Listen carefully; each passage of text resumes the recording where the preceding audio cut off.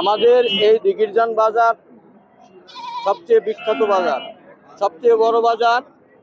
এই পিরোজপুর বাজার পিরোজপুরের ভিতর সবচেয়ে বড় বাজার। এখানে অনেক গরু কেনাবেচি হয়, প্রচুর পরিমাণ গরু আসে, কেনাবেচি হয়, সুলভ, সবাই সন্তুষ্ট।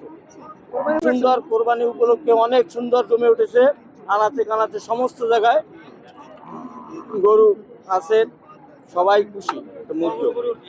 বড় বড় গরু উঠছে। দিঘিরজান বাজারে শৈলদিয়া বাজার থেকে আসছি। শৈলদিয়া বিভিন্ন জায়গাতে আমরা গরু কিনি, আইনা এদের বাজারে বিক্রি করার জন্য আসছি। বর্তমান বাজার বেশি ভালো না, যে যে হিসাব করে আনছি তার থেকে কম, কিন্তু গরু বাজার বরাবর বেড়ে যাচ্ছে। আমরা কেনা গরু ওই নিলি অনেক সমস্যা হয়, এই জন্য আমরা বাজার বরাবর লস দিয়ে বিক্রি করে যাচ্ছি। আগের থেকে দাম কম, 60টা আনছিলাম, 3টে বিক্রি করছি। দাম বেশি ভালো পাচ্ছি না, মোটামুটি বাজার কম। ছোট গরু বিক্রি করছি 1,18,000 1 লাখ, আরেকটা হলো 93,500, আরেকটা বিক্রি করছি এইমাত্র 1,88,000। আগের সেই নাই, সেরকমের লোকজন নাই, সেরকমের কোরবানি একটু কম লোকে দিচ্ছে, টাকা পয়সা মনে হচ্ছে কম। নাজিরপুর থানা, পিরোজপুর জেলা, বানিয়ারি গ্রাম। গরুর ওয়েট আছে 7.5 মন। প্রত্যাশা তো 2.5 লক্ষ টাকা হইলে বেচার নিয়ে আইতেছে।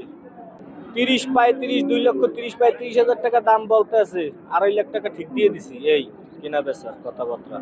দিঘিরজান বাজার নাজিরপুর থানার ভিতরে খুব উন্নত মানের হাট। গরু কেনা বেচা, অনেক গরু আসে, কেনা বেচা হয়। আর একটা বাজার আছে সামনে, মঙ্গলবার। আজকে থেকে ওই বাজারে বেচা কেনা আশা করা যায় কি বেশি হবে। মাদ্রাসা থেকে এখানে আসছি এই দেখার জন্য, অনেক ভালো লাগতেছে। এটা এই দিঘিরজান এই হাটটা অনেক ভালো জমে উঠেছে, অনেক দেখতে অনেক ভালো লাগতেছে। আমার সহপাঠীরা আসছে, বিকালে একটু ছুটি পাইছে, একটু ঘোরার জন্য, একটু গরু টরু দেখে মনটা ফ্রেশ করতেছে। মনিতে হইতেছে অনেক বেশি এখন, এই দাম অনেক বেশি, ক্রেতা একটু কম দেখা যাইতেছে। তাছাড়া গরু আছে অনেক, কিন্তু ক্রেতা কম। জি, আমরা পিরোজপুর শহরে, জেলা শহরের লোক। আমাদের 2টা হাট, একটা হলো পাঁচপাড়া, একটা হলো দিঘিরজান। দিঘিরজানে সবচেয়ে কম দাম থাকে সবসময় এবং ভালো গরু ওঠে। আমরা এই জন্য এখানে আসছি এই গরু কেনার জন্য। তবে ইনশাল্লাহ খুব ভালো। এবার গরুর দাম অনেক কম, গরু খাসি সবই কম। খাসি 2টা 40 কেজি হবে, 20-40, দাম চায় 40,000। এর চেয়ে আর কম যাবে কি? পুরোটা উঠে নাই, এটা হচ্ছে মঙ্গলবার লাস্ট হাট। ওই দিনের সব জায়গায় হাঁটার জায়গা থাকবে না। মঙ্গলবার আসবেন, দেখবেন মানুষ আর মানুষ আর গরু আর ছাগল ইনশাল্লাহ। তবে না, বর্তমান অবস্থায় মনে করছিলাম যে গরু ছাগলের দাম এবার বাড়বে, কিন্তু বাড়ে নাই, আর কমছে। বর্তমান সরকারের আমলে এরকম সস্তা হবে বলতে পারি, মনে করি দাম বাড়বে, কিন্তু না, ওই যে ভারত দিয়ে আনতেছে না গরু, না আনার কারণে এই দামটা কম আছে। আমি বাজারের ভিতরে ঢুকে কয়েকটা গরুর দাম জিজ্ঞেস করলাম, এখনো আমরা ক্রয় ক্ষমতার ভিতরে এখনো আমরা স্থির হতে পারতেছি না। ব্যাপারীরা একটু দাম বেশি চাচ্ছে আর আমরা একটু কম বলতেছি, এখনো দামটা স্থির না আর কি। আসলে কোরবানির এখনো 2টা বাজার সামনে আছে, একটা বাজার সামনে আছে। তো এই জন্য আমরা যারা কাস্টমার, আমরা চাচ্ছি যে যেহেতু 3-4 দিন এখনো সামনে, তাই দেখি গরুর বাজারটা আরো একটু কমে কিনা। আর আজকেও কিছু গরু সেল হচ্ছে, যেটা যারা দেখা যাচ্ছে বাড়িতে নিয়ে গরু রাখতে পারে এরকমের। কিন্তু আমরা চাচ্ছি যে গরুটা আরো একটু কম যদি বাজারটা হয়, তাহলে আমাদের কাস্টমারের জন্য সুবিধা হয় আর কি।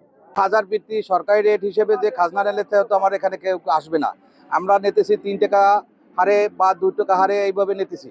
আর ব্যাপারীকে 3 টাকা 300 টাকা একটা গরুতে। 2 লাখ টাকায় কিনলেও 300 টাকা, আর 1 লাখ টাকা কিনলেও 300 টাকা, আর যদি 40,000 টাকা কিনলেও 300 টাকা।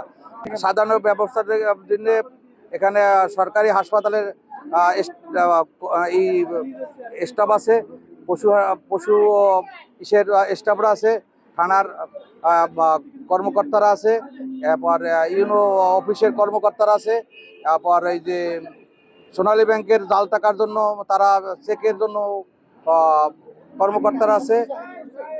পবিত্র ঈদুল আজহা উদযাপন উপলক্ষে আমরা ক্যাবিনেট থেকে এবং ধর্ম মন্ত্রণালয়, স্থানীয় সরকার মন্ত্রণালয়ের যে সমস্ত নির্দেশনাসমূহ রয়েছে সেগুলো সঠিকভাবে প্রতিপালনের জন্য যে আমরা প্রস্তুতিমূলক সভা করেছি, সেখানে আমাদের যে সমস্ত পশুর হাটসমূহ এইবার বসবে সেখানে আমরা জাল নোট শনাক্তকরণে ব্যাংকের সাপোর্ট সেন্টার থাকবে এবং ভেটেরিনারি একটা সাপোর্ট সেন্টার থাকবে এবং ইতোমধ্যে যে সমস্ত ব্যবসায়ী অসৎ উদ্দেশ্যে বিভিন্ন ধরনের অননুমোদিত স্টেরয়েড প্রয়োগ করার যে পরিকল্পনা নিয়েছে তাদের বিরুদ্ধে মোবাইল কোড করা সহ বিভিন্ন ধরনের সচেতনতা ক্যাম্পিং আমরা চালাচ্ছি।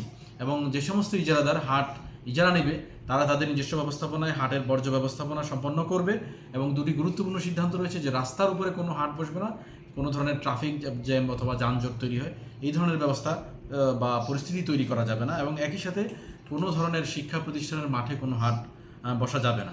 এবং আমাদের যে সরকার নির্ধারিত টোল রেট রয়েছে, যে হাসিল রয়েছে, সেই হাসিলের ঊর্ধ্বে গিয়ে কোনো হাসিল বা টোল রেট ক্রেতা সাধারণের কাছ থেকে আদায় করা যাবে না। এই ব্যবস্থাসমূহ যাতে সঠিকভাবে প্রতিপালিত হয় এজন্য জেলা প্রশাসন বদ্ধপরিকর থাকে।